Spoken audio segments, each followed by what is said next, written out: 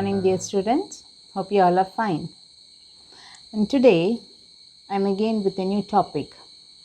How does some factors affect the entrepreneurial growth?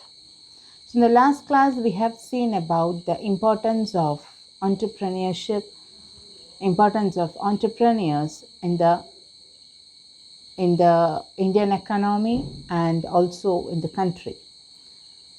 So in every country, all the government push people to become entrepreneurs because only with the development of entrepreneurship the country can survive. So in the same way, our government also have paved many ways for the youngsters to come up with a new idea. So in this pandemic time, most of the people who were working in the private organizations, those organizations has also come to the shutdown point. So you would have learned about the shutdown point in your economics. So going further, by incurring loss is not bearable for the owners of the company. So many private organizations have stopped working because in this pandemic, most of the industrialists are not able to match with the orders and also the raw materials. So to come up, they are struggling like something. In this time, we are going to push. The government has paved many ways to start an entrepreneurial activity. So we can see what factors affect entrepreneurial growth. Okay. So it is a very, very important essay question. So it is not so simple. It is a very important essay question. You're having only 5 points. Okay, but each and every point is more than 1 or 2 pages in your textbook. So you can understand how much long it is. Okay, so we will see what are the factors. The experienced people has divided the factors into 5. First one is psychological factors, and second one is cultural factors, social factors, economic factors, and personality factors.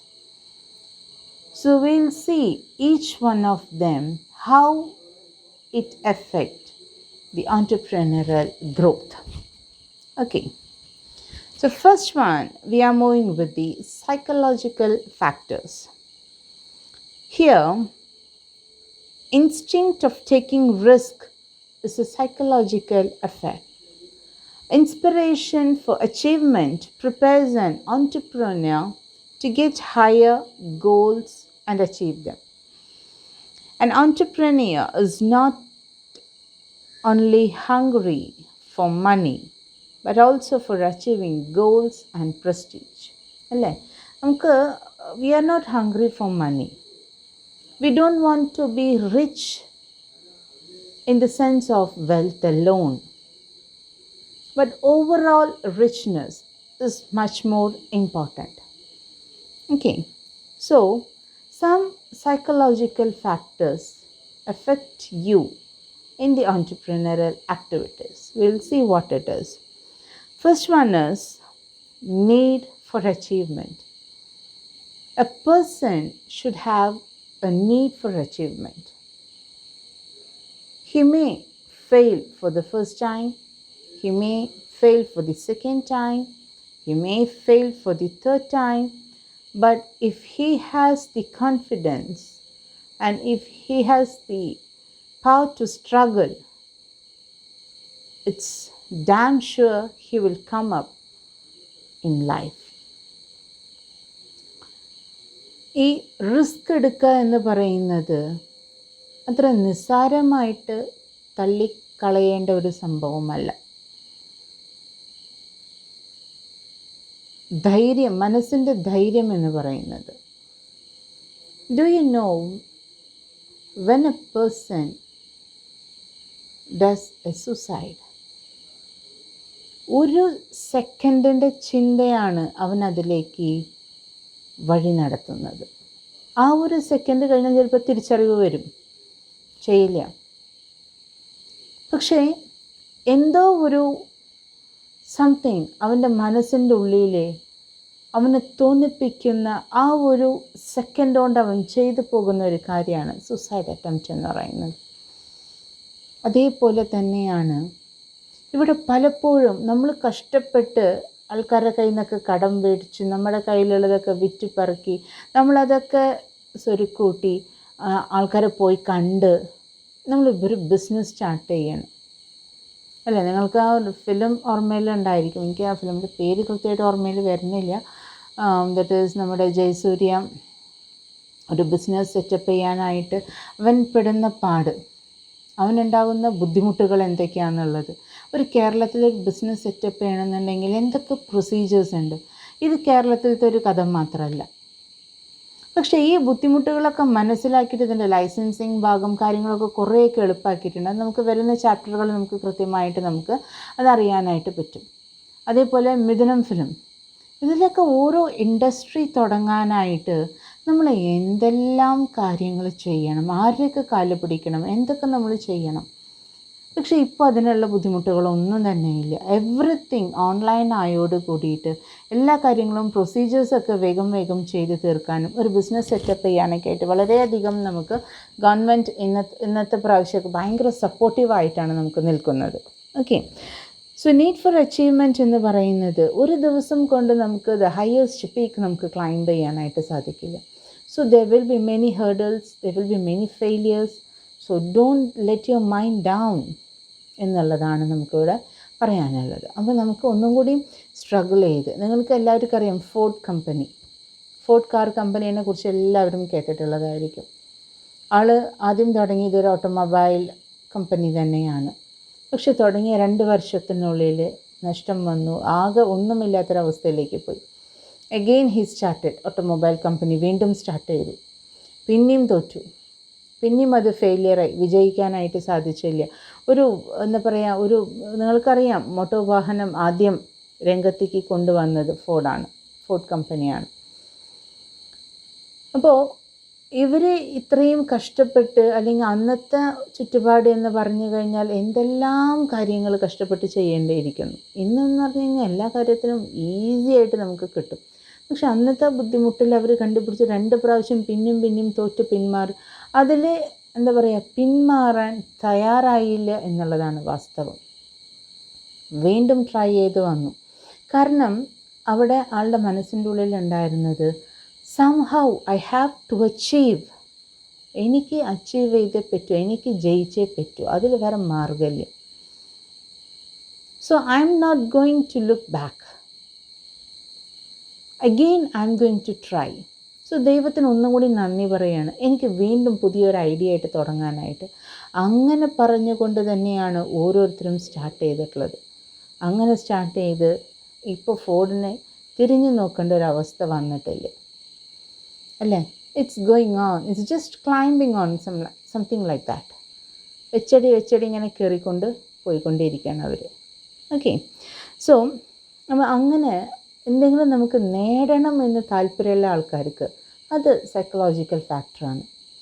അയാൾക്ക് എന്ത് ചെയ്യാനായിട്ട് പറ്റും, ഈ factor നമ്മൾ സാരമായിട്ട് തന്നെ ഉപകരിക്കും നമ്മുടെ കാര്യങ്ങൾ നേടിയെടുക്കാനായിട്ട്.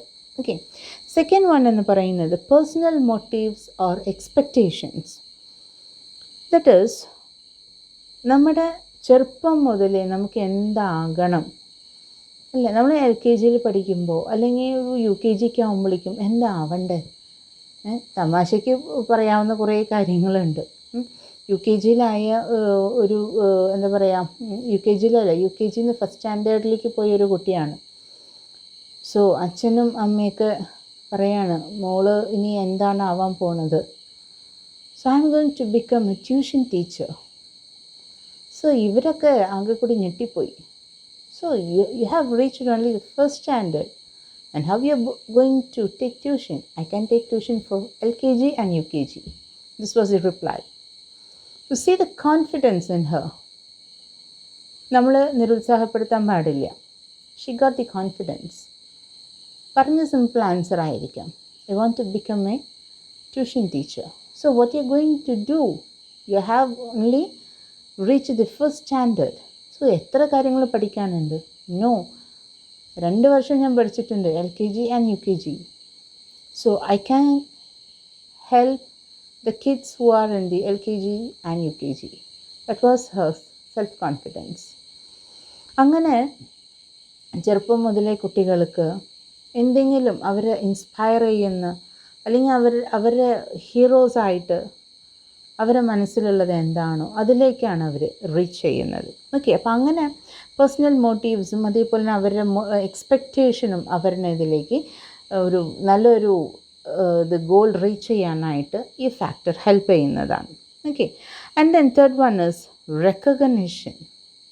നമ്മൾ ചെയ്യുന്ന കാര്യങ്ങൾ മറ്റുള്ളവർ നമ്മൾ റെക്കഗ്നൈസ് ചെയ്ത് കഴിഞ്ഞാൽ, അല്ലേ, ഇപ്പം നമ്മളൊരു കാര്യം ചെയ്തു, ആരും നമ്മളെ തിരിച്ചറിഞ്ഞില്ല എന്നുണ്ടെങ്കിൽ നമുക്കത് വീണ്ടും വീണ്ടും ചെയ്യാൻ ആഗ്രഹം ഉണ്ടാവില്ല. സോ അതുകൊണ്ടാണ് കുട്ടികളെ അപ്രിഷ്യേറ്റ് ചെയ്യാനായിട്ട് പറയുന്നത്. ആ കുട്ടി എന്തെങ്കിലും നല്ലത് ചെയ്തു കഴിഞ്ഞാൽ 4 ആൾക്കാരുടെ മുമ്പിൽ ആൾക്കാർ കാണാവുന്ന രീതിയിൽ അപ്രിഷ്യേറ്റ് ചെയ്യുക. ഇനി ആ കുട്ടി എന്തെങ്കിലും തെറ്റ് ചെയ്തു കഴിഞ്ഞാൽ ആരും കാണാതെ ആ കുട്ടീനെ കൊണ്ടുപോയി കാര്യങ്ങൾ പറഞ്ഞ് മനസ്സിലാക്കി കൊടുക്കുക, തെറ്റ് തിരുത്താനുള്ള അവസരം കൊടുക്കുക. അതിന് നമ്മൾ തിരിച്ചാ ചെയ്യാറ്, അല്ലേ? ആൾക്കാരുടെ മുമ്പിൽ വെച്ച് കളിയൊക്കെ ചെയ്യുക തെറ്റ് ചെയ്ത് കഴിഞ്ഞാൽ. അതല്ല വേണ്ടത്. അവരുടെ മനസ്സിനെ വേദനിപ്പിക്കാത്ത രീതിയിൽ നമുക്ക് ക്രിട്ടിസൈസ് ചെയ്യാം, നമുക്ക് കുറ്റപ്പെടുത്താം, പക്ഷേ വേദനിപ്പിക്കാതെയും കുറ്റപ്പെടുത്താനായിട്ട് സാധിക്കും എന്നുള്ളത് മനസ്സിലാക്കാം. ഇപ്പോൾ ഇത് പോയി സൈക്കോളജിയിലേക്ക് എത്തൂട്ടാ. അപ്പോൾ റെക്കഗ്നിഷൻ എന്ന് പറയുന്നത് നമ്മളെ അംഗീകരിക്കുന്ന ഒരു സമൂഹമാണെന്നുണ്ടെങ്കിൽ നമുക്ക് കുറച്ചും കൂടി will get more confidence to do the business. Okay, and then is a need of authority. So some people like the power, like the prestige, enjoy the authority power. So നമുക്ക് control ചെയ്യാനുള്ള ഒരു power. ചില class leaders കണ്ടിട്ടുണ്ടോ, അവരുടെ കയ്യിൽ കൊടുത്തു കഴിഞ്ഞാൽ ക്ലാസ്സായിട്ട് അവർ maintain ചെയ്യും. അവിടെ ഒരു ഹൈ നോയ്സ് എടുക്കേണ്ടി വരില്ല, because they know how to control the class. അപ്പം അങ്ങനെയായിരിക്കും അവരുടെ വേ ഓഫ് ട്രീറ്റ്മെൻറ്റ് എന്ന് പറയുന്നത്. ചില ടീച്ചേഴ്സ് ക്ലാസ്സിൽ വന്നു കഴിഞ്ഞാൽ വല്ലാത്ത ബഹളം ഉണ്ടാക്കേണ്ട ആവശ്യമില്ല, വളരെ സോഫ്റ്റായിട്ട് പറയുന്നുണ്ടാവുള്ളൂ. പക്ഷെ കുട്ടികളൊക്കെ പിൻ ഡ്രോപ്പ് സൈലൻ്റ് ആയിട്ടിരിക്കുന്നുണ്ടാവും. ചില ക്ലാസ്സിൽ നോക്കി കഴിഞ്ഞാൽ അവിടെ കിടന്ന് അലറുണ്ടാവും, കുട്ടികളുടെ വഴിക്കുണ്ടാവും. So this is the two way they how we are. അപ്പം നമ്മുടെ authority, how we are utilising the authority, how we are enjoying the power എന്നുള്ള കാര്യങ്ങളാണ്. Okay, so those who want authority like to become entrepreneurs, അവർക്കൊരു ഇൻസ്പിറേഷനാണ്. കാരണം അതോറിറ്റിയും അല്ലെങ്കിൽ പവറും കാര്യങ്ങളൊക്കെ വെറുതെ കയ്യിൽ നിന്ന് വരില്ല, നമുക്ക് ചെയ്ത് കാണിച്ചു കൊടുക്കേണ്ടി വരും. ചെയ്ത് കാണിച്ചു കൊടുക്കണമെങ്കിൽ നമ്മൾ ആദ്യം പഠിക്കേണ്ടി വരും. ഓക്കെ, അപ്പോൾ നമ്മൾ അതിനൊക്കെ തയ്യാറായിട്ടുള്ള ആൾക്കാരാണെന്നുണ്ടെങ്കിൽ അതോറിറ്റി എൻജോയ് ചെയ്യാനായിട്ട് നമുക്ക് കഴിയും. അത് എൻജോയ് ചെയ്യണമെന്നുണ്ടെങ്കിൽ we will also learn how to work എന്നുള്ളത്. Okay, so this is the first psychological factor, need for achievement and personal motives and recognition and need of authority. ഇതൊക്കെ നമ്മൾ നല്ല രീതിയിൽ തന്നെ ഇൻഫ്ലുവൻസ് ചെയ്യുന്നതാണ്. Second thing is about the cultural factors. Each and every family has its own culture. എൻ്റെ വീട്ടിലുള്ള കൾച്ചറല്ല നിങ്ങളുടെ വീട്ടിൽ ഓരോരുത്തരുടെ വീട്ടിലും. ഓരോ ഇൻഡിവിജ്വൽ ഫാമിലിക്കും അവരവരുടേതായ ഓൺ കൾച്ചർ സെറ്റപ്പ് ചെയ്തിട്ടുണ്ടായിരിക്കും. ഓക്കെ, അവിടെ it is not a matter how other people behave in their house. മറ്റുള്ള വീടുകളിൽ അവരെങ്ങനെയാണ് പെരുമാറുന്നത് അതൊന്നും നമുക്ക് വിഷയമല്ല. How we behave in our home, because we have some culture. അങ്ങനെ ആ ഒരു ഫാമിലിയിലത്തെ കൾച്ചർ, അവരുടെ ബന്ധുക്കൾക്കുള്ള കൾച്ചർ, അവരുടെ ഫ്രണ്ട്സിലുള്ള കൾച്ചർ, ഇതും നമ്മളെ എങ്ങനെയാണ് ഇൻഫ്ലുവൻസ് ചെയ്യുന്നതെന്ന് നോക്കാം. Okay, so cultural factors have an important role in shaping human behavior and attitude. Cultural factors have much influence on entrepreneurial growth. Culture consists of tangible man-made objects like furniture, buildings, etc. Intangible concepts like laws, morals, knowledge, etc. Values and behavior acceptable within the society. The important cultural factors influencing are culture, religious belief, minority groups, spirit of capitalism. അങ്ങനെ ഇതിലും നമുക്ക് 4 കാര്യങ്ങളാണ് വരുന്നത്. Culture എന്ന് പറയുമ്പോൾ tangible ആയിട്ടുള്ള goods ഉണ്ട്, intangible ആയിട്ടുള്ള കാര്യങ്ങളുണ്ട്, കുറേ മൂല്യങ്ങൾ തരുന്ന കുറേ കാര്യങ്ങളുണ്ട് സൊസൈറ്റിയിൽ. അപ്പോൾ ഇതെല്ലാം കൂടി ചേരുമ്പോഴാണ് ഒരു കൾച്ചർ വരുന്നത്. ഞാൻ നേരത്തെ പറഞ്ഞില്ലേ, ഓരോ വീടിനും ഓരോ കൾച്ചറുണ്ട്, ഓരോ നാടിനും അതിൻ്റേതായ കൾച്ചറുണ്ട്, ഓരോ രാജ്യങ്ങൾക്കും അതിൻ്റേതായ കൾച്ചറുണ്ട്. സോ കേരളത്തിലത്തെ ഒരു കൾച്ചർ, അതിൽ തൃശ്ശൂരുകാർക്കൊരു കൾച്ചർ, അതിൽ പാവർട്ടിക്കാർക്കൊരു കൾച്ചർ, ഇങ്ങനെ സബ് ഡിവൈഡിങ്, അങ്ങനെ ഡിവൈഡ് ചെയ്ത് വരുമ്പോൾ ഫൈനലി നമ്മുടെ ഓരോ വീടുകളിലേക്ക് ആയിട്ട് അത് ഒതുങ്ങും. അപ്പോൾ കൾച്ചർ ബേസ് എവിടെ നിന്നാണ് തുടങ്ങുന്നത്? From our own home. Home is the place where you can find peace, where you can find love, where you can share things, where you learn to respect. ഇതാണ് ഒരു വീടിൻ്റെ ഒരു ഡെഫിനിഷൻ എന്ന് പറയുന്നത്. where you learn to pray, where you learn to thank one another. എത്ര സന്തോഷമുണ്ട് നല്ല കാര്യങ്ങൾ പറയുക, ചിരിക്കുക, പ്രാർത്ഥിക്കുക, ഒന്നിച്ചിരുന്ന് ഭക്ഷണം കഴിക്കുക, ഒന്നിച്ചിരുന്ന് സംസാരിക്കുക, നല്ലവണ്ണം പഠിക്കുക, പറ്റാവുന്നതിനേക്കാളും നല്ല രീതിയിൽ മറ്റുള്ളവരെ സഹായിക്കുക, മനസ്സിലാക്കുക, മറ്റുള്ളവർ നമ്മുടെ അടുത്ത് എങ്ങനെ പെരുമാറണമെന്ന് നമ്മൾ മനസ്സിൽ ചിന്തിക്കണോ ആ രീതിയിൽ അവരെ നമ്മൾ റെസ്പെക്റ്റ് ചെയ്ത് അവർക്ക് കാര്യങ്ങൾ ചെയ്ത് കൊടുക്കാനായിട്ട് നമ്മൾ പഠിച്ചു കഴിഞ്ഞാൽ പിന്നെ നമുക്ക് തിരിഞ്ഞു നോക്കേണ്ടി വരില്ല എന്നുള്ളതാണ് വാസ്തവം. ഓക്കെ, സോ കൾച്ചർ എന്ന് പറയുന്നത് നമ്മളെ ഒരുപാട് സ്വാധീനിക്കും. Culture is closely related with accepted values and human behaviour. It is believed that because of the Hindu culture, capitalism has not developed in India as it is developed in Western countries. Western countries-ൽ ഉള്ള പോലത്തെ ഒരു capitalism നമ്മുടെ ഇന്ത്യയിൽ വന്നിട്ടില്ല. അതിൻ്റെ reason Hindu കൾച്ചറാണ് എന്നുള്ളതാണ് നമുക്ക് പറയുന്നത്. It means that Hindu religion does not much promote entrepreneurship. So നിങ്ങൾക്കറിയാം, ഒരു ഹിന്ദു കൾച്ചർ അല്ലെങ്കിൽ ഹിന്ദു ബാക്ക്ഗ്രൗണ്ടിലുള്ള ആൾക്കാർ ഓൾമോസ്റ്റ് ജോബാണ് പ്രിഫർ ചെയ്യുക. അവർക്കധികം ബിസിനസ് അല്ലെങ്കിൽ ഒരു ബിസിനസ് സെറ്റപ്പ് തുടങ്ങാനായിട്ടുള്ള കൾച്ചർ വൈസ് നോക്കുകയാണെന്നുണ്ടെങ്കിൽ ഇൻട്രസ്റ്റ് കുറവാണ്. അന്നേരം മൈനോറിറ്റി ഗ്രൂപ്പ്സിൽ ഇഷ്ടംപോലെ ആൾക്കാർ ബിസിനസ് മാത്രം തുടങ്ങുന്നൊരു ഗ്രൂപ്പുണ്ട്. They are mainly concern with business എന്നുള്ളത്. ഓക്കെ, സോ നമ്മുടെ എന്താ പറയുക, ഹിന്ദു കൾച്ചർ എന്ന് പറയുമ്പോൾ ചെറുപ്പം മുതലേ വേദങ്ങളും അതേപോലെ തന്നെ സ്ലോഗൻ അതൊക്കെ അവർ നല്ലോണം പഠിച്ച് എല്ലാം മനപ്പാടാക്കാനും നല്ലോണം പഠിക്കാനുള്ള ഒരു കഴിവുള്ള ആൾക്കാരാണ്. അപ്പം അവർ പഠിച്ച് ഉന്നതിയിലേക്ക് വരും, ജോലി ചെയ്യാൻ താല്പര്യമുള്ള ആൾക്കാരാണ്. And they are not very much interested to take risk എന്നുള്ളതാണ്. ഓക്കെ, അതുകൊണ്ടാണ് നമ്മൾ ഈ ഒരു കൾച്ചറിൽ, ഹിന്ദു റിലീജിയൻ കൾച്ചറിൽ വരുന്ന ആൾക്കാർ, that is when you compare with foreign countries, അത്രത്തോളം ക്യാപിറ്റലിസം ഇവിടെ വന്നിട്ടില്ല എന്ന് നമ്മൾ പറയുന്നത്. Second one is religious belief.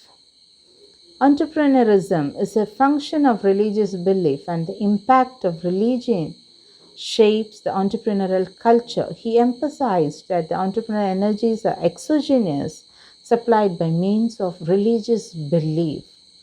ഒരു റിലീജിയൻ നമുക്ക് തരുന്ന ബിലീഫ്, അതിലുള്ള കോൺഫിഡൻസ്, ചില സമുദായക്കാർ അല്ലെങ്കിൽ ചില കാറ്റഗറിയിൽ വരുന്ന ആൾക്കാർ, ചില പ്രത്യേക സമുദായത്തിൽ വരുന്ന ആൾക്കാർ ഈ കാര്യങ്ങൾ ചെയ്യാൻ സമ്മതിക്കില്ല, അനുവദിക്കില്ല, ഈ കാര്യങ്ങൾ അവർക്ക് ചെയ്യാൻ പാടില്ല.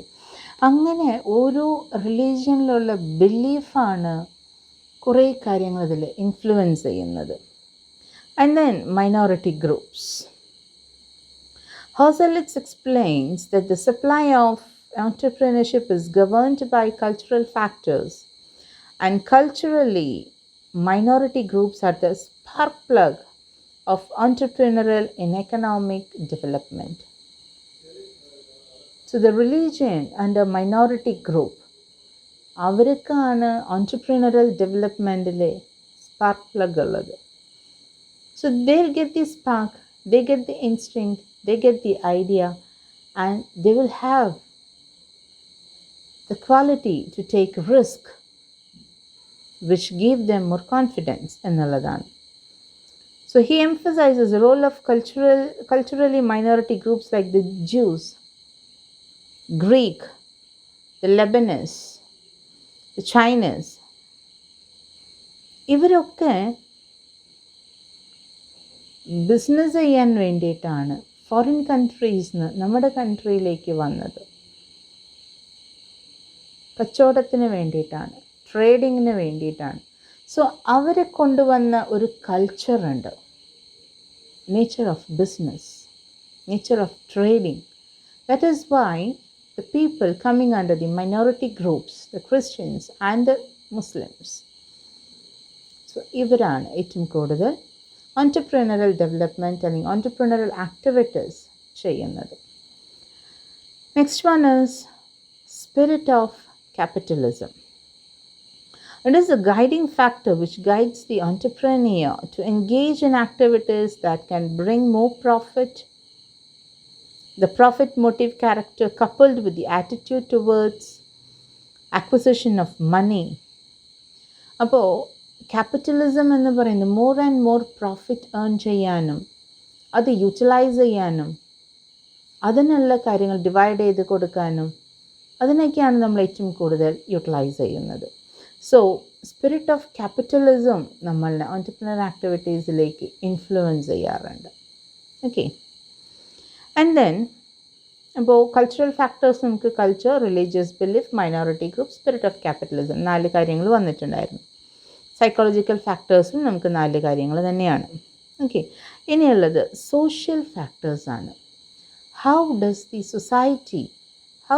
Social factor influence a person in entrepreneurial activities എന്നുള്ളതാണ്. Okay, so here change the environment and recreate society എന്നുള്ളതാണ്. What molds a man into an entrepreneur is the sociological and environmental factors during childhood. നമുക്ക് ചെറുപ്പം മുതലേ നമുക്ക് കിട്ടാണ്ട് പോയിട്ടുള്ള കാര്യങ്ങളായിരിക്കാം, അല്ലെങ്കിൽ നമ്മൾ ബുദ്ധിമുട്ട് അനുഭവിച്ചിട്ടുള്ള കാര്യങ്ങളായിരിക്കാം. പക്ഷേ ഇനിയുള്ള ജീവിതത്തിൽ അങ്ങനെയൊന്നും സംഭവിക്കാതിരിക്കാനായിട്ട് അതിൽ നിന്ന് കിട്ടിയിട്ടുള്ള ഒരു സ്പാർക്കായിരിക്കാം ടു സ്റ്റാർട്ട് എ ബിസിനസ് എന്നുള്ളത്. ഓക്കെ, സം സോഷ്യൽ ഫാക്ടേഴ്സ് എന്ന് പറയുന്നത് legitimacy of entrepreneurship, social marginality, family background, caste system, occupation, educational and technical qualification, social status, and social responsibility. ഈ ഒരൊറ്റ പോയിന്റിൽ നമുക്ക് 8 സബ് പോയിൻറ്റ്സ് ആണുള്ളത്. ഓക്കെ, അതുകൊണ്ടാണ് ഞാൻ പറഞ്ഞത് കുറച്ച് വലിയ എസ്സേ ക്വസ്റ്റ്യൻ ആണ്. അപ്പോൾ ആദ്യത്തെ 2 പോയിന്റിലും നമുക്ക് 4 4 8 പോയിന്റ് വന്നു. മൂന്നാമത്തേലും മാത്രം നമുക്ക് 8 പോയിൻറ്റ്സ് ഉണ്ട്. ഓക്കെ, അപ്പോൾ ഏകദേശം നമ്മളിപ്പോൾ എത്രയിലായിട്ടുണ്ട്, ഒരു 16 പോയിൻറ്റ്സിൻ്റെ അടുത്ത് നമ്മൾ വന്നിട്ടുണ്ട്. So what we can see, what is legitimacy of entrepreneurship? Here, some scholars are of the view that the system of norms and values within a socio-cultural setting is responsible for the emergence of entrepreneurship. ചില വിഭാഗക്കാരെ approve ചെയ്യും, ചില വിഭാഗക്കാരെ approve ചെയ്യില്ല ഓൺട്രപ്രണർഷിപ്പിന്. So അത് നമുക്ക് ഇത് ശരിയാണ് അല്ലെങ്കിൽ അത് തെറ്റാണ് ഒന്നും നമുക്ക് പറയാനായിട്ട് പറ്റില്ല. What is right? എന്താണ് ഞാൻ ഉദ്ദേശിക്കുന്ന എൻ്റെ ഐഡിയ കൊണ്ട് എൻ്റെ സമൂഹത്തിന് എനിക്ക് എന്ത് ചെയ്യാനായിട്ട് സാധിക്കും? Whatever I think it is right, അത് അപ്രൂവ് ചെയ്യുന്ന ആൾക്കാരുണ്ടായിരിക്കും, ഡിസപ്രൂവ് ചെയ്യുന്ന ആൾക്കാരുണ്ടായിരിക്കും. അത് ഞാൻ പറഞ്ഞു 2 വിഭാഗം ഇതിൽ വരുന്നുണ്ട്. അപ്പോൾ legitimacy of entrepreneurship, because these scholars argue that the degree of approval or disapproval granted to entrepreneurial behavior will influence its emergence and its characteristics if it does emerge. അപ്പോൾ ഇത് ഒരു വിഭാഗക്കാരെ ഇതിനെ വളർത്തിക്കൊണ്ടുപോയി അപ്രൂവ് ചെയ്യുന്നതും ഒരു വിഭാഗക്കാരെ അതിനെ disapprove ചെയ്യുന്നതുമായിട്ടുണ്ടായിരിക്കാം.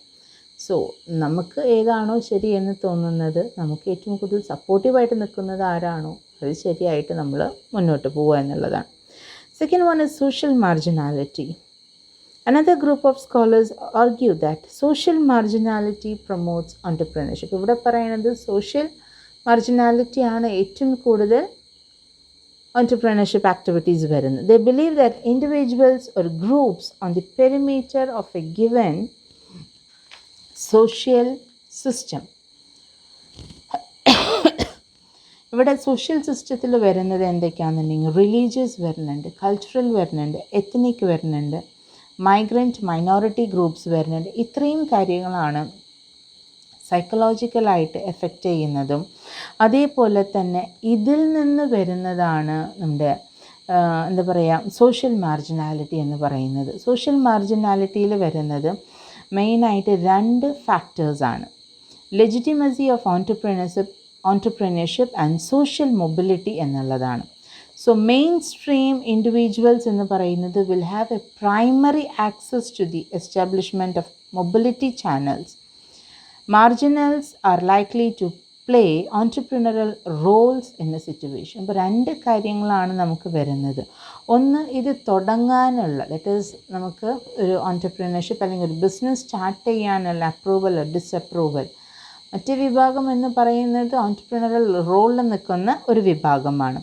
So stated that entrepreneurial talent can be found in minorities, religious, ethnic, migrated. അതായത് ഇവിടെ തന്നെ ട്രഡീഷണൽ ആയിട്ടുള്ള ആൾക്കാർക്കല്ല, മൈഗ്രേറ്റ് ചെയ്ത് വന്നിട്ടുള്ള ആൾക്കാർ, മറ്റൊരു സ്ഥലത്തു നിന്ന് മറ്റൊരു രാജ്യത്തു നിന്ന് ഇന്ത്യയിലേക്ക് മൈഗ്രേറ്റ് ചെയ്ത് വന്നിട്ടുള്ള ആൾക്കാർക്കാണ് ഏറ്റവും കൂടുതൽ ബിസിനസ് ചെയ്യാനുള്ള ഒരു ടെൻഡൻസി. സോ അവർ റിലീജിയസ് ബേസ് ചെയ്തിട്ട് തന്നെ whether to start or whether to approve disapprove എന്നുള്ള കാര്യങ്ങൾ അതിൻ്റെ ഉള്ളിൽ തന്നെ ഉണ്ട്. പക്ഷേ ആ നിലപാടുകൾക്കൊക്കെ ഇപ്പോൾ കുറേ മാറ്റം സംഭവിച്ചിട്ടുണ്ട്. അതേപോലെ തന്നെ family, role models and association with similar type of individuals. ചിലർ പാരമ്പര്യമായിട്ട് ബിസിനസ് ചെയ്യുന്ന ആൾക്കാരുണ്ടായിരിക്കാം. ചില ആൾക്കാരെ റോൾ മോഡലായിട്ട് ഏറ്റെടുത്തിട്ട് ചെയ്യുന്നതായിരിക്കാം. ഓക്കെ, അപ്പോൾ ബിസിനസ്സിൽ സക്സസ് ചെയ്തിട്ടുള്ള ആൾക്കാർ, അങ്ങനെ പല അനുഭവങ്ങളും. ഇനി വേറൊരു കാര്യം സത്യം പറഞ്ഞു കഴിഞ്ഞാൽ നല്ലോണം പഠിക്കുന്നവരെക്കാളും പഠിപ്പിൽ ഏറ്റവും പിന്നാക്കം നിൽക്കുന്ന ആൾക്കാരായിരിക്കാം പലരും വേൾഡ് റിച്ചസ്റ്റ് പേഴ്സൺസ് ആയിട്ട് വരുന്നത്. ചില ആൾക്കാർ അവരുടെ ഡിഗ്രി പോലും കംപ്ലീറ്റ് ചെയ്തിട്ടില്ല, അവരുടെ UG പോലും കംപ്ലീറ്റ് ചെയ്യാത്ത, അണ്ടർ ഗ്രാജുവേഷൻ പോലും കഴിയാത്ത ആൾക്കാരാണ്. നമ്മൾ പണ്ടൊക്കെ തമാശയ്ക്കായാലും നമ്മൾ തൃശ്ശൂരൊക്കെ നമ്മൾ പറയുന്ന ഒരു ലാംഗ്വേജ് ഉണ്ട്, 10ാം ക്ലാസ്സും ഗുസ്തിയാണ് അവൻ്റെ പഠിപ്പും എലിജിബിലിറ്റി എന്ന് പറയുന്നത്. പക്ഷേ അവൻ്റെ പൊസിഷൻ എവിടെയാണ്? അതാണ് ഞാൻ പറയുന്നത്. നമുക്ക് റിസ്ക് എടുക്കാനും ചില കാര്യങ്ങൾ ചെയ്യാനും ഉള്ള കോൺഫിഡൻസാണ് നമ്മളെ പല ഇതിലേക്കും ധൈര്യമായിട്ട് നമ്മളെ കയറ്റിവിടുന്നത്. സോ അവിടെ എല്ലാതും പഠിച്ച് എല്ലാം അറിഞ്ഞ് വരുമ്പോൾ ചിലപ്പോൾ നമ്മൾ ഫെയിലിയേഴ്സായിരിക്കും സംഭവിക്കും. എല്ലാം പഠിച്ച് എല്ലാ നിയമങ്ങളും അറിഞ്ഞു കഴിഞ്ഞാൽ ഒരു കാര്യം നമുക്ക് ചെയ്യാനുള്ള കോൺഫിഡൻസ് ഉണ്ടാവില്ല. അതാണ് അതിൻ്റെ വാസ്തവം എന്ന് പറയുന്നത്. അതിന് പകരം പല കാര്യങ്ങളും അറിയാതെ നമ്മൾ ചെയ്തു പോകുമ്പോൾ നമുക്ക് അതിനുള്ള കോൺഫിഡൻസ് കിട്ടും. ചിലപ്പോൾ അതിൽ തെറ്റുകൾ സംഭവിക്കാം, പക്ഷെ അതിൽ നിന്ന് നമുക്ക് പഠിക്കാൻ പറ്റും. അപ്പോൾ നമുക്ക് കുറച്ചും കൂടി കോൺഫിഡൻസ് ആയിട്ട് കാര്യങ്ങൾ ചെയ്യാനായിട്ട് സാധിക്കും. അപ്പോൾ അങ്ങനെ ഫാമിലി ആയാലും റോൾ മോഡലായാലും ചില വ്യക്തികളായാലും പോലും നമ്മളെ പല രീതിയിലും ഇൻഫ്ലുവൻസ് ചെയ്യാറുണ്ട്. And then caste system, religion and caste shape domestic economic and political institutions. അവരും എന്താ പറയാം, പാർസീസ് ഉണ്ട്, മാർവാറീസ് ഉണ്ട്, സിന്ധീസ് ഉണ്ട്. ഇവരൊക്കെ പാരമ്പര്യമായിട്ട് ബിസിനസ് ചെയ്യുന്ന ആൾക്കാരാണ്. ഇവരൊന്നും ഒരിക്കലും ജോലി ചെയ്യില്ല. ദറ്റ് ഈസ് ഒരാളുടെ കീഴിൽ ഒരു ഓർഗനൈസേഷനിൽ job opportunities they will never take that. അവർ പാരമ്പര്യമായിട്ട് അവരെന്ത് ബിസിനസ്സാണോ ചെയ്തു തരുന്നത് അത് തന്നെയാണ് തലമുറകളായിട്ട് ചെയ്തു വരുന്നത്.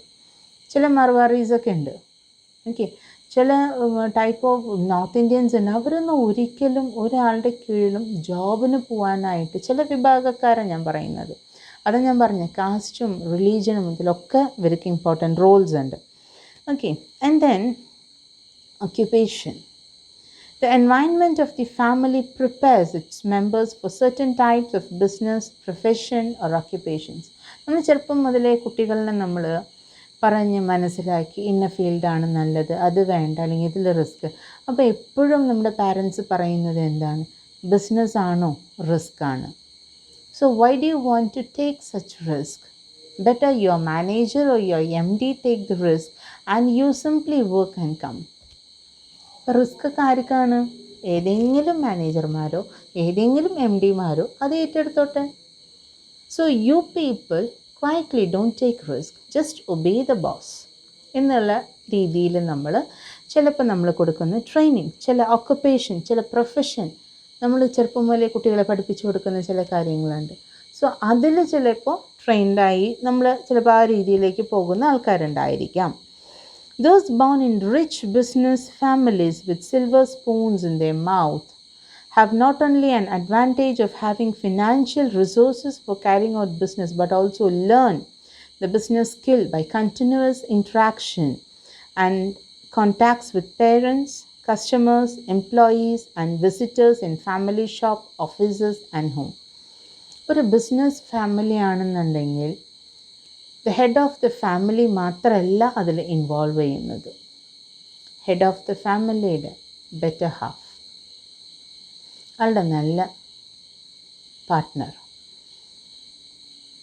അതേപോലെ തന്നെ ആളുടെ മക്കൾ, എല്ലാവരും ഒന്നല്ലെങ്കിൽ മറ്റൊരു തരത്തിൽ അവിടെയുള്ള കസ്റ്റമേഴ്സായിട്ടോ അല്ലെങ്കിൽ അവിടെയുള്ള വരുന്ന ആൾക്കാരൊക്കെ ആയിട്ടോ somehow they are mingled, somehow they are interacted and they can know how to behave with the people എന്നുള്ളത് അവർക്ക് അറിയാനായി. അപ്പോൾ ചെറുപ്പം മുതൽ അവർ കണ്ടുവരുന്ന കാര്യങ്ങൾ അവരുടെ മനസ്സിലത് പതിയും. അവരും പതുക്കെ ബിസിനസ് ഫീൽഡിലേക്ക് തന്നെ പോകും. അപ്പോൾ അവരൊരിക്കലും ആരെങ്കിലും കീഴിൽ ജോലിക്ക് പോകാനായിട്ട് അവർ സമ്മതിക്കില്ല. ഇനി അതേപോലെ തന്നെ children born in rich family have better opportunities of education, social interacting and accumulations of resources than those born in poor families. But it is wrong that only moneyed people start industries. അപ്പം കാശുള്ള ആൾക്കാർക്ക് പറഞ്ഞിട്ടുള്ളതാണ് business എന്ന് നമ്മൾ ഒരിക്കലും പറയാനായിട്ട് സാധിക്കില്ല. ഒന്നും ഇല്ലായ്മയിൽ നിന്ന് തുടങ്ങി എത്രയോ ആൾക്കാർ ദ ഹയസ്റ്റ് പീക്ക് റീച്ച് ചെയ്തിട്ടുള്ളവരുണ്ട്. അവരൊന്നും ജനിക്കുമ്പോൾ ഒന്നുമില്ലാണ്ട് ജനിച്ചിട്ടുള്ള ആൾക്കാരാണ്. എവിടെ എത്തും, കടത്തിൽ മുങ്ങി നിന്നിട്ടുള്ള ആൾക്കാരുണ്ട്. പക്ഷേ ഏതെങ്കിലും ഒരു ബിസിനസ് ചെയ്ത് എങ്ങനെയെങ്കിലും അത് ക്ലിക്കായി ഉണ്ടാവും. പിന്നെ അവിടെ നിന്ന് അങ്ങോട്ട് അവർക്ക് നല്ല ഒരു പുരോഗതി ആയിരിക്കും ഉണ്ടായിട്ടുണ്ടാവുക. അപ്പോൾ എപ്പോഴും നമുക്കിത് ബിസിനസ് പീപ്പിൾ തന്നെയാണ് ബിസിനസ് രംഗത്തേക്ക് വരണമെന്ന് പറയാൻ സാധിക്കില്ല. പക്ഷേ പൈസ ഇല്ലാത്തവനായാലും ബിസിനസ് ഫീൽഡിലേക്ക് ഫ്രം ദി പുവർ ഫാമിലിയിൽ നിന്നായാലും വരാനായിട്ടുള്ള ആൾക്കാരും ചാൻസസും കൂടുതൽ തന്നെയാണ്. And then education and technical qualifications. ചിലപ്പോൾ നമ്മുടെ ടെക്നിക്കൽ ക്വാളിഫിക്കേഷൻസ്, നമ്മൾ പഠിച്ചിട്ടുള്ള പഠിപ്പ് നമ്മളെ ബിസിനസ്സിലേക്ക് നമ്മളെ ഇൻഫ്ലുവൻസ് ചെയ്തേക്കാം. Social status. Okay, social status എന്ന് പറയുമ്പോൾ രണ്ട് തരത്തിലും ആൾക്കാർ പറയാം. ഇതാ കട വെച്ചിട്ടുള്ള ആളുടെ മോനല്ലേ, ഇതാ ബിസിനസ്മാൻ്റെ മോനല്ലേ. You having the two variations over they. So when you come up in life, എല്ലാവരും നിങ്ങൾ സല്യൂട്ട് ചെയ്യും. കട തുടങ്ങി അല്ലെങ്കിൽ വേറെ എന്തെങ്കിലും ബിസിനസ് തുടങ്ങി പൊളിഞ്ഞ ആൾക്കാരാണെങ്കിൽ നമ്മളെ കളിയാക്കി ചിരിക്കാനേ ഉണ്ടാവുള്ളൂ. ഒരാളുടെ കളിയാക്കലിലും ഒരാൾക്കാരുടെ ചിരിക്കലിലും നമ്മൾ പെട്ടുപോകരുത്. കളിയാക്കി ചിരിക്കുന്നവർ അവിടെ കളിയാക്കി ചിരിച്ചോട്ടെ. We have to gain confidence. അതിൽ നിന്ന് നമ്മൾ ഉയർന്ന് തന്നെ വരണം. Okay, and then is social responsibility. നമുക്ക് കുറച്ച് സോഷ്യൽ റെസ്പോൺസിബിലിറ്റി ഇല്ലേ നമ്മളാകുന്ന നമ്മുടെ സൊസൈറ്റിക്ക്, what we have to do എന്നുള്ളത്. Obligation to the society in which the business enterprises operates. Okay, so നമ്മളിപ്പോൾ ഒരു ബിസിനസ് സ്ഥാപനം തുടങ്ങി, നമ്മളൊരു ഇൻഡസ്ട്രി സെറ്റ് ചെയ്തു. അവിടെയുള്ള ആൾക്കാർക്ക് നമ്മളെ കൊണ്ട് പറ്റാവുന്ന ജോബ് ഓപ്പർച്യൂണിറ്റീസ് ഡിനൈ ചെയ്യാനായിട്ട് പാടില്ല. We have to bring some changes to our area എന്നുള്ളതാണ്. And then is fourth one is economic factors. Economic ഫാക്ടറിൽ വരുന്നത് infrastructural facilities, financial resources, availability of material know how, labour conditions, market support system and government policies. അപ്പോൾ ഇത് കാര്യത്തിലേക്ക് കടക്കണം. നമ്മൾ പല economic factors നമ്മൾ ഇൻഫ്ലുവൻസ് ചെയ്യാറുണ്ട്. ഗവൺമെൻറ്റിൻ്റെ ഭാഗത്തുനിന്ന് കുറേ ഇൻഫ്രാസ്ട്രക്ചറൽ ഫെസിലിറ്റീസ് പ്രൊവൈഡ് ചെയ്യാറുണ്ട്. നമ്മൾ പറയുന്നത് ഗവൺമെൻറ് പറയുന്ന സ്ഥലത്ത് നമ്മൾ ഇൻഡസ്ട്രിയൊക്കെ സെറ്റപ്പ് ചെയ്യുകയാണെന്നുണ്ടെങ്കിൽ അതിനുള്ള ഇൻഫ്രാസ്ട്രക്ചറൽ ഫെസിലിറ്റീസ് പ്രൊവൈഡ് ചെയ്യാറുണ്ട്. സോ അതിൽ മോട്ടിവേറ്റഡ് ആയിട്ട് നമുക്ക് ബിസിനസ് സെറ്റപ്പ് ചെയ്യാനായിട്ട് വരുന്ന ആൾക്കാരുണ്ട്. അവൈലബിലിറ്റി ഓഫ് ക്യാപിറ്റൽ, പല രീതിയിലും മെഷീൻസ് ആയാലും എക്യുപ്മെൻറ്റ്സ് ആയാലും ഇതൊക്കെ പർച്ചേസ് ചെയ്യാനായിട്ട്, അല്ലെങ്കിൽ ഒരു ഷെഡ് പണിയാനുള്ള ഇൻഫ്രാസ്ട്രക്ചറൽ ഫെസിലിറ്റീസ് പ്രൊവൈഡ് ചെയ്യാനൊക്കെ ആയിട്ട്, ഇങ്ങനെ നമ്മുടെ ക്യാപിറ്റലിൽ short term finance, long term finance അതിൽ ഹെൽപ്പ് ചെയ്യാനായിട്ട്, ഇങ്ങനെ ദാറ്റ് ഈസ് ഒരു ബിസിനസ് സെറ്റപ്പ് ചെയ്യാനായിട്ട് എല്ലാ വിധത്തിലും ഗവൺമെൻറ് കൂടെ ഉണ്ടെന്നുണ്ടെങ്കിൽ അതും ഒരു മോട്ടിവേഷണൽ ഫാക്ടറാണ് നമുക്ക്. Okay, and then availability of material and know how. നമ്മളൊരു ബിസിനസ് സ്റ്റാർട്ട് ചെയ്യുമ്പോൾ അല്ലെങ്കിൽ ഒരു പ്രൊഡക്ഷൻ യൂണിറ്റ് ആണെന്നുണ്ടെങ്കിൽ ഏതൊക്കെ മെഷീനറീസാണ് നമ്മൾ യൂസ് ചെയ്യുന്നത്, എന്തൊക്കെ ടെക്നോളജിയാണ് അവിടെ യൂസ് ചെയ്യുന്നത്. അപ്പോൾ ടെക്നോളജിയുടെ കാര്യത്തിൽ നമുക്ക് വീണ്ടും നമ്മുടെ ഗാന്ധിജി പറഞ്ഞൊരു കാര്യമുണ്ട്. പോപ്പുലേഷൻ കൂടുതലാണെന്നുണ്ടെങ്കിൽ when there are more hands, okay, population കൂടുതലുണ്ട് എന്നുണ്ടെങ്കിൽ ഹ്യൂമൻ റിസോഴ്സിന് ഏറ്റവും കൂടുതൽ ഡിപ്പെൻഡ് ചെയ്യാം. When you don't have hands to work, depend the technology എന്നുള്ളത്. അപ്പോൾ എപ്പോഴാണ് ടെക്നോളജീനെ ഡിപ്പെൻഡ് ചെയ്യേണ്ടത്, എപ്പോഴാണ് ഹ്യൂമൻ റിസോഴ്സിനെ ഡിപ്പെൻഡ് ചെയ്യേണ്ടത്? When you have more labour force at cheaper rate, first avail it. So if you don't have more labours for your job അല്ലെങ്കിൽ for your work, depend on the technology. Okay, അപ്പോൾ ഏത് type of technology വേണം, എന്താണ് കമ്പനിയിൽ നടക്കുന്ന കാര്യം, കുറച്ച് industries visit ചെയ്യുക, സിമിലർ ഇൻഡസ്ട്രീസ് വിസിറ്റ് ചെയ്യുക. How they are working, are they working in a shift basis, how many people are working they, what are the eligibility for the people to work in that environment എന്നുള്ള കാര്യങ്ങളൊക്കെ മനസ്സിലാക്കുക. അത് മനസ്സിലാക്കിയിട്ട് നമ്മൾ എന്ത് ചെയ്യാം, material know how collect ചെയ്യുക, എവിടെയാണ് ഏറ്റവും ചീപ്പസ്റ്റ് ആയിട്ട് അല്ലെങ്കിൽ ഏറ്റവും ലോ കോസ്റ്റിന് നമുക്ക് ഗുഡ് മെഷീനറീസ് കിട്ടുക എന്നുള്ളത്. ഇന്ത്യയിലെ ഏറ്റവും ലോ കോസ്റ്റ് നമുക്ക് ബെസ്റ്റ് മെഷീനറീസ് കിട്ടുന്ന സ്ഥലം ഗുജറാത്താണ്. അവിടെ എല്ലാ മെഷീൻസും നമ്മൾ പറയുന്ന മെഷീൻസ് നമ്മൾ പറയുന്ന രീതിയിൽ തന്നെ അവരുണ്ടാക്കി തരും. പക്ഷേ നമ്മൾ പലരും ഫോറിൻ ടെക്നോളജിയാണ് ഡിപ്പെൻഡ് ചെയ്യാറ്, അല്ലേ? ജർമ്മൻ മെഷീൻ ഒരിക്കലും കേടുവരില്ല, കോൺഫിഡൻ്റ് ആണ് നമുക്ക്, ശരിയാണ്. പക്ഷേ in India also there are people who does like that. അങ്ങനെ ചെയ്യുന്ന ആൾക്കാരുണ്ട്. നമ്മളാണ് അവരെ പ്രോത്സാഹിപ്പിക്കേണ്ടത്. Okay. And then is labour conditions. Labour conditions ഞാൻ പറഞ്ഞു ഏത് ടൈപ്പ് ഓഫ് ലേബറാണ് നമുക്ക് വേണ്ടത്. നമുക്ക് ഹ്യൂമൻ ലേബർ വേണോ, ടെക്നോളജി ആയിട്ടുള്ള ലേബർ വേണോ? ടെക്നോളജി ആണെന്നുണ്ടെങ്കിൽ മെഷീനാണ്. മെഷീൻ കുറച്ച് കാലത്തേക്ക് നമ്മൾ ഒരു ഹെവി ഇൻവെസ്റ്റ്മെൻറ്റ് ആദ്യം ഉണ്ടായിരിക്കും, തുടക്കത്തിലുണ്ടായിരിക്കും. പിന്നെ അത് അങ്ങോട്ട് ആ വഴിക്ക് അങ്ങോട്ട് അത് കടന്നു പോയിക്കോളും. ലേബർ ആണെന്നുണ്ടെങ്കിൽ നമുക്ക് മിനിമം കോസ്റ്റ് തന്നെ നമുക്ക് കാര്യങ്ങൾ കുറേ വർഷത്തേക്ക് മെയിൻറ്റെയിൻ ചെയ്ത് പോകാനായിട്ട് സാധിക്കും. And then about the market, the size and composition of market എങ്ങനെയാണ് ഇൻഫ്ലുവൻസ് ചെയ്യുന്നത്. അപ്പോൾ ഇനീഷ്യലി നമ്മൾ ഒരു ചെറിയ രീതിയിലായിരിക്കും മാർക്കറ്റ് ഷെയർ ഉണ്ടാവുള്ളൂ. അത് കഴിഞ്ഞിട്ട് നമ്മുടെ പ്രോഡക്റ്റിന് സക്സസിനെ ബേസ് ചെയ്തിട്ടാണ് പതുക്കെ പതുക്കെ നമ്മൾ ഇൻക്രീസ് ചെയ്യുള്ളൂ. Okay. And then support system, ability, initiative and support system are essential prerequisites of entrepreneurship. ഒരു കാര്യം തുടങ്ങാനുള്ളത് എന്തൊക്കെയാണ്, ഒരു ബിസിനസ് സെറ്റപ്പ് ചെയ്യണമെന്നുണ്ടെങ്കിൽ എന്തൊക്കെ വേണമെന്നുള്ള കാര്യങ്ങൾ, ഫിനാൻഷ്യലായിട്ടും കമേഴ്ഷ്യലായിട്ടുള്ള ഇൻസ്റ്റിറ്റ്യൂഷൻസിന് കിട്ടേണ്ട കാര്യങ്ങൾ. അപ്പോൾ ആരൊക്കെയാണ്, ഏതൊക്കെ ഫിനാൻഷ്യൽ ഇൻസ്റ്റിറ്റ്യൂഷൻസാണ് ഹെൽപ്പ് ചെയ്യാനുള്ളത്.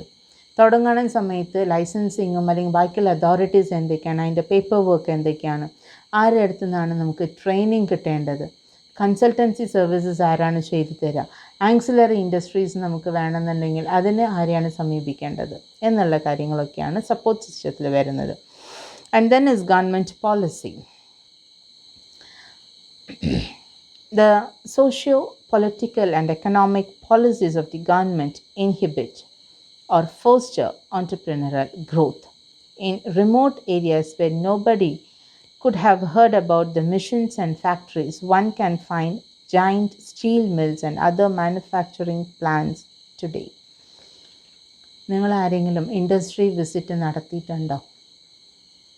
നിങ്ങൾക്കറിയാവുന്ന വലിയ വലിയ ഇൻഡസ്ട്രീസിൽ പോയിട്ടുണ്ടോ? ഇതൊന്നും ഹാർട്ട് ഓഫ് ദി സിറ്റിയിലല്ല. Why it is so? എത്രയോ സ്ഥലങ്ങളുണ്ട് നമ്മുടെ ഇന്ത്യ മഹാരാജ്യത്ത് ഒട്ടും തന്നെ ഒരു ഡെവലപ്മെൻറ്റും ഇല്ലാത്തത്. So government is focusing on that type of land. Why? We cannot take the land why we are going, but we can bring the capital and the raw materials and the labour to the land. അപ്പോൾ land ഉള്ളിടത്തേക്ക് നമുക്ക് ഇതൊക്കെ എത്തിക്കാനായിട്ട് സാധിക്കും. അപ്പോൾ automatically ആ area developed ആവും, facilities വരും, ആൾക്കാർ അവിടേക്ക് വരാനായിട്ട് തുടങ്ങും, താമസിക്കാനായിട്ട് തുടങ്ങും. താമസിക്കുമ്പോൾ നമുക്ക് വീടും കാര്യങ്ങളും, എൻജിനീയേഴ്സ്, അതേപോലെ തന്നെ സ്കൂൾസ്, അവിടെ ഉണ്ടാകുന്ന കുട്ടികൾക്കുള്ള ആവശ്യമായിട്ടുള്ള സ്കൂൾ എഡ്യൂക്കേഷൻ, കോളേജ് എഡ്യൂക്കേഷൻ, എന്തെങ്കിലും രോഗം വന്നാൽ ട്രീറ്റ് ചെയ്യാൻ ഹോസ്പിറ്റൽസ്, സാധനങ്ങൾ മേടിക്കാൻ മാർക്കറ്റ്സ്, ഷോപ്പ്, ഇങ്ങനെ ആരും തിരിഞ്ഞു നോക്കാത്ത വെറുതെ മുള്ളുകാടുകളായിട്ട് കിടക്കുന്ന സ്ഥലങ്ങൾ ഇഷ്ടം പോലെയുണ്ട്.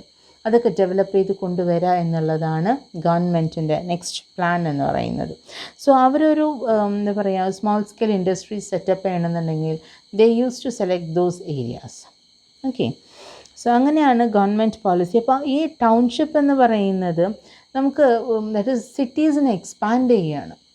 ഹാർട്ട് ഓഫ് ദി സിറ്റി എന്ന് പറയുമ്പോൾ അത് അല്ലെങ്കിൽ തിക്ലി പോപ്പുലേറ്റഡ് ആണ്. അതിൻ്റെ ഉള്ളിൽ നമ്മൾ ഒരിക്കലും ആ ടെക്നോളജിയോ മെഷീൻസ് ഒന്നും കണ്ടിട്ട് പോലും ഉണ്ടാവില്ല ആ ഭാഗത്തുള്ള ആൾക്കാർ. പക്ഷെ അവരതിൽ ചിലപ്പോൾ വർക്ക് ചെയ്യുന്നുണ്ടാവും, അത്രയും ഹ്യൂജ് പ്ലാന്റിൽ വർക്ക് ചെയ്യുന്നുണ്ടാവും ആൾക്കാർ. ഓക്കെ. അങ്ങനത്തെ സ്ഥലങ്ങളുണ്ട്. നിങ്ങൾ സ്റ്റീൽ പ്ലാന്റ്സിനെ കുറിച്ചൊക്കെ ഒന്ന് നെറ്റിൽ അന്വേഷിച്ച് നോക്കിക്കഴിഞ്ഞാൽ നിങ്ങൾക്ക് അതിനെക്കുറിച്ച്, ആ ഇൻഡസ്ട്രി എവിടെയാണ്, ഇതൊക്കെ ഒന്ന് നമ്മൾ കേട്ടിട്ട് പോലും ഇല്ലാത്ത സ്ഥലങ്ങളിൽ തന്നെയാണ്. ഹിന്ദുസ്ഥാൻ യൂണിലിവർ ലിമിറ്റഡ്, എവിടെയാണ് അവരുടെ കമ്പനിയെന്ന് നിങ്ങൾക്കറിയോ? ബോംബെ എന്ന് പറഞ്ഞ സ്ഥലം, മുംബൈ എന്നുള്ള പറഞ്ഞ സ്ഥലം നിങ്ങൾ കേട്ടിട്ടുണ്ടാവും. Have you heard about the place Silvassa? കുറച്ചും കൂടി ഇൻറ്റീരിയർ ആയിട്ടുള്ളൊരു സ്ഥലമാണ് മുംബൈയിൽ. അത്ര വലിയ ഡെവലപ്മെൻറ്റ് ഒന്നുമില്ല. അവിടെയാണ് HUL അവർ കമ്പനി സ്ഥാപിച്ചേക്കുന്നത്. ഓക്കെ. അങ്ങനെ ഗുജറാത്തിൽ ഇഷ്ടം പോലെ ഉണ്ടല്ലോ. നമ്മൾ കാണുന്നതല്ല കാര്യങ്ങൾ. ഗവൺമെൻറ് വ്യക്തമായ കാര്യങ്ങളുണ്ട്, കാഴ്ചപ്പാടുണ്ട്. They have a long vision. So അവരൊട്ടും തന്നെ ഡെവലപ്ഡ് അല്ലാത്ത സ്റ്റേറ്റുകളിൽ അല്ലെങ്കിൽ സ്ഥലങ്ങളിൽ ആ പ്ലേസുകളാണ് അവർ ഏറ്റവും കൂടുതൽ സെലക്ട് ചെയ്യുന്നത്. They are expanding, they are developing. And the last factor for today is personality factor. Personality factor എങ്ങനെയാണ് നമ്മൾ ഇൻഫ്ലുവൻസ് ചെയ്യുന്നത്? Okay, these qualities are required for entrepreneurs because they have to work with officers, managers, engineers, laborers, customers, investors, government officers, ministers, etc. The ultimate success of a new venture depends largely upon the psychological makeup and determination of the entrepreneur. നമ്മൾ എങ്ങനെയാണ് നമ്മുടെ background എങ്ങനെയാണ്, നമ്മളെങ്ങനെയാണ് work ചെയ്യുന്നത്, how we R bringing it up എന്നുള്ള കാര്യങ്ങളാണ്. So നമുക്ക് ഇവരൊക്കെ ആയിട്ട് നമ്മൾ എന്താ പറയുക, ഈ പറഞ്ഞ പോലെ എൻജിനീയേഴ്സ്, മിനിസ്റ്റേഴ്സ്, ഇവരൊക്കെ ചിലപ്പോൾ കാണേണ്ടി വരും. അല്ലെങ്കിൽ ഗവൺമെൻറ് ഏജൻസീസൊക്കെ ആയിട്ട് നമ്മൾ വർക്ക് ചെയ്യേണ്ടി വരും. അവരെ പോയി കാണേണ്ടി വരും. ചില പേപ്പേഴ്സ്, അതല്ലാന്നുണ്ടെങ്കിൽ സാങ്ഷൻ, ലൈസൻസിങ്, ഇതിനൊക്കെ നമുക്ക് നമ്മുടേതായ ഒരു ഡെവലപ്മെൻറ്റ് വേണം. നമുക്ക് നമ്മുടേതായ ഒരു ഇൻഡിവിജ്വാലിറ്റി വേണം. Okay, and then is independence.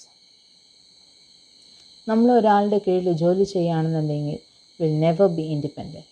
So if you want to be independent, be an entrepreneur എന്നുള്ളതാണ്.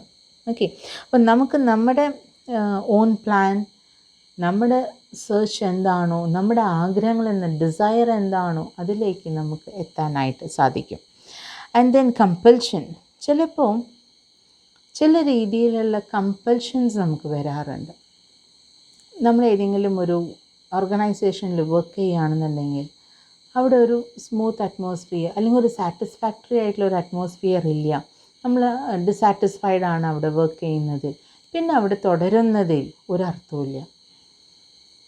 ചിലപ്പോൾ നമ്മുടെ കയ്യിൽ ഐഡലായിട്ട് ഇരിക്കുന്ന പൈസ ഉണ്ടായിരിക്കും, അത് യൂട്ടിലൈസ് ചെയ്യാനായിട്ടുള്ള മാർഗങ്ങളായിരിക്കാം. അങ്ങനെ പല ഫാക്ടേഴ്സ് നമ്മളെ ഇൻഫ്ലുവൻസ് ചെയ്യുന്നുണ്ട്. ഓക്കെ, അപ്പോൾ അതൊക്കെയാണ് ഇതിൽ വരുന്നത്. അൺഎംപ്ലോയ്മെൻറ്റ്, അതല്ലാന്നുണ്ടെങ്കിൽ ഡിസാറ്റിസ്ഫാക്ഷൻ ഇപ്പോഴത്തെ പ്രസൻറ്റ് ജോബിൽ, അതല്ലാന്നുണ്ടെങ്കിൽ നമുക്ക് ടെക്നിക്കലായിട്ടോ പ്രൊഫഷണലായിട്ടുള്ള നോളജുള്ള പേഴ്സൺസാണ്, പക്ഷേ നമ്മളത് എന്തിനാണ് വെറുതെ വേസ്റ്റ് ചെയ്യുന്നത് യൂസ് ചെയ്യാണ്ട്. ഐഡലായിട്ടുള്ള ഫണ്ട് ചിലപ്പോൾ കയ്യിലിരിക്കേണ്ടായിരിക്കാം, അതിനെ നമ്മൾ കുറച്ചും കൂടിയും മൾട്ടിപ്ലൈ ചെയ്യാനായിട്ടുള്ള കാര്യങ്ങൾ നോക്കുക.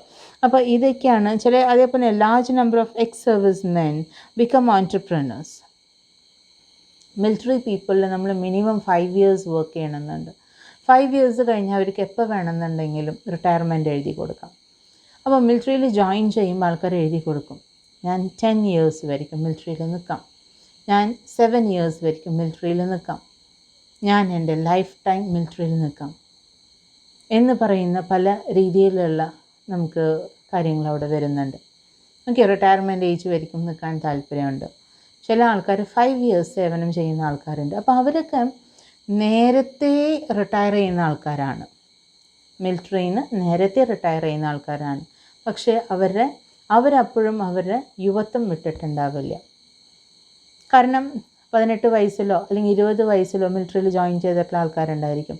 25 വയസ്സിൽ അവർ റിട്ടയർ ആയിട്ടുണ്ടാവും. 5 വർഷം കൊടുത്തിട്ടുള്ളൂ എന്നുണ്ടെങ്കിൽ, 10 വർഷം കൊടുത്തിട്ടുള്ളൂ എന്നുണ്ടെങ്കിൽ 30 years അവർ റിട്ടയർ ആവും. 30 വയസ്സിൽ അവർ വീട്ടിൽ വന്നിട്ട് വെറുതെ ഇരിക്കാൻ പറ്റുമോ? So they will go for the job. അതല്ലാന്നുണ്ടെങ്കിൽ ദിൽ സ്റ്റാർട്ട് ബിസിനസ്. ഓൺടർപ്രണേഴ്സ് ആയിട്ടാണ് ഏറ്റവും കൂടുതൽ ആൾക്കാരും എക്സ് സർവീസ്മെൻ വരുന്നത്. അപ്പോൾ ഇങ്ങനെ പല രീതിയിലുള്ള കമ്പൽഷൻ നമുക്ക് വരും. സോ ഇതൊക്കെയാണ് പല ഫാക്ടേഴ്സ് നമ്മളെ ഇൻഫ്ലുവൻസ് ചെയ്യുന്നത്. ഓക്കെ, അപ്പോൾ ഇൻഫ്ലുവൻസ് ചെയ്യുന്നത് എന്തിനാണ്? ഓൺടർപ്രണറൽ ഗ്രോത്തിലേക്കാണ് ഇൻഫ്ലുവൻസ് ചെയ്യുന്നത്. ചെറിയ നിസ്സാരമായിട്ടുള്ള സ്പാർക്കുകളായിരിക്കാം നമ്മൾ ബിസിനസ് സെറ്റപ്പ് ചെയ്യാനൊക്കെ ആയിട്ട് നമ്മളെ ഹെൽപ്പ് ചെയ്യുന്നത്.